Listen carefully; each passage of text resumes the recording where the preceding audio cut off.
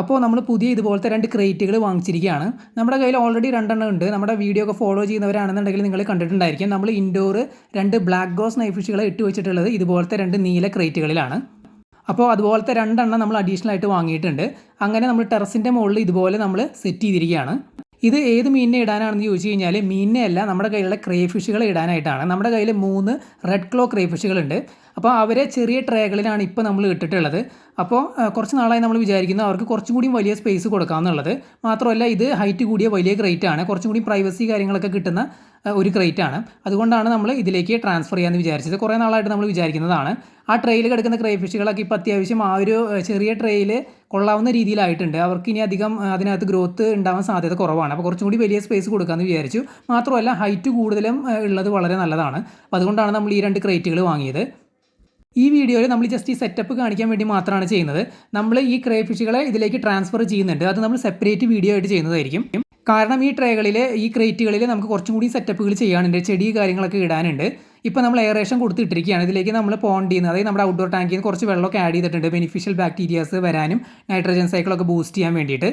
പിന്നെ ഇതിലേക്ക് നമ്മൾ ചെറിയ സൈസുള്ള PVC കളൊന്നും ആഡ് ചെയ്തിട്ടില്ല. PVC പൈപ്പുകളെല്ലാം കിടക്കുന്നത് നമ്മുടെ റെഡ് ക്ലോ ക്രേ ഫിഷുകൾ കിടക്കുന്ന ഈ ട്രേകളിലാണ്. ഈ 4 ട്രേകളിലാണ് നമ്മുടെ 4 റെഡ് ക്ലോ ക്രേ ഫിഷുകൾ കിടന്നായിരുന്നത്. പക്ഷേ ഇപ്പോൾ നമ്മുടെ കയ്യിൽ 3 എണ്ണേ ഉള്ളൂ. ഈ കാണുന്ന ആദ്യത്തെ ട്രേയിൽ കിടന്നിരുന്ന ഫീമെയിൽ നമ്മളറിയാതെ ബ്രീഡായി എന്ന് പറഞ്ഞു കഴിഞ്ഞാൽ അത് മുട്ടയിട്ടു, നമ്മൾ അറിഞ്ഞില്ല. സ്ട്രെസ് വന്നിട്ട് എന്നിട്ട് ചത്തുപോകാനുണ്ടായത്.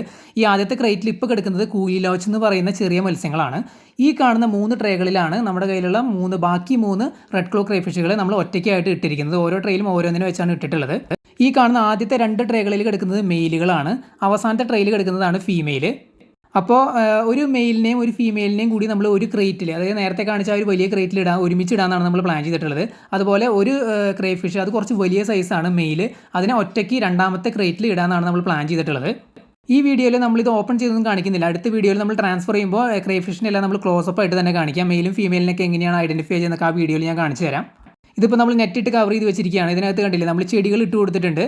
നല്ല രീതിയിൽ കംഫർട്ടബിൾ ആണ് അവർ ഇതിനകത്ത്. ഷെയ്ഡൊക്കെ ഉള്ളതുകൊണ്ടും ഈ ചെടി കണ്ടില്ലേ മൊത്തം അവർ വെട്ടിയിട്ടിരിക്കുകയാണ്. അവരുടെ ക്ലോസ് ഉപയോഗിച്ചിട്ട് ചെറിയ ചെറിയ പീസുകളായിട്ട് കട്ട് ചെയ്ത് ഇട്ടിരിക്കുകയാണ്. അവർ നല്ല രീതിയിൽ കഴിക്കുന്നുണ്ട്. ഇത് നമ്മൾ എന്നിട്ട് ഇടയ്ക്ക് പെല്ലറ്റ് ഫുഡും ഫീഡായിട്ട് കൊടുക്കുന്നുണ്ട്. അതുകൊണ്ട് നല്ല രീതിയിൽ തന്നെ അവർ വളർന്നിട്ടുണ്ട് ഇപ്പോൾ.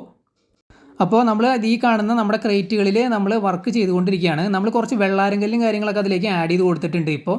കാരണം ഇതിനകത്ത് കിടക്കുന്ന കുറേ PVC പൈപ്പ്, ഓരോ ട്രേയിലും നമ്മൾ 6 PVC പൈപ്പ് വീതം ഇട്ട് കൊടുത്തിട്ടുണ്ട്. ഈ കാണുന്ന 3 ട്രേകളിൽ അവർക്ക് ഹൈഡ് ചെയ്തിരിക്കാനായിട്ട്. അതായത് ഓരോ ട്രേയിലും നമ്മൾ 6 PVC പൈപ്പുകൾ, അതായത് 6 ഇഞ്ച് നീളത്തിൽ 2 ഇഞ്ചിൻ്റെ വായ്വട്ടമുള്ള PVC പൈപ്പുകളാണ്. 2 ഇഞ്ചിൻ്റെ വായ്വട്ടം, അതുപോലെ നീളം വരുന്നത് 6 ഇഞ്ച്. അങ്ങനത്തെ 6 എണ്ണം ഓരോ ട്രേയിലും കിടക്കുന്നുണ്ട്. അത് എല്ലാം നമുക്ക് എടുത്ത് ഇതിലേക്ക് ട്രാൻസ്ഫർ ചെയ്യാനുണ്ട്.